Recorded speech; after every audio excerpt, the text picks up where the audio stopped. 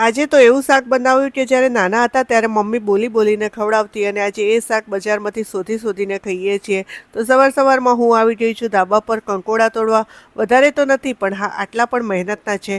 તો જેટલા છે એટલા તોડી લીધા પછી કાલે લાયા હતા અને આજના બધું મિક્સ કરીને બેસી ગઈ શાક કાપવા.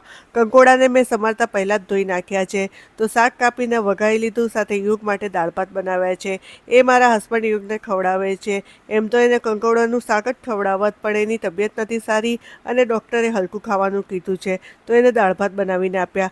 ખેર મેં અહીં કંકોડાના શાક જોડે ખાવા મકાઈના રોટલા બનાવ્યા છે. હવે જમવાનું બની ગયું તો બેસી ગયા જમવા પછી ગયા નેશનલ હેન્ડલૂમમાં. આજે ખાસ તો યોગ માટે આવ્યા છીએ. એ બીમાર છે તો વિચાર્યું એને ગમે તે ટોયઝ લઈ લે તો એનો મૂડ થોડો સારો થાય. તો એણે અહીં ગાડી લીધી અને મારે પણ તે દિવસે કપરકાબી તોડી હતી એ લેવી હતી. તો એ લઈ લીધી. પછી બધો સામાન લઈને ઘરે આવ્યા અને પછી ચા બનાવીને પીધી. તો ચલો હવે કાલે મળીએ એક નવા વ્લોગમાં.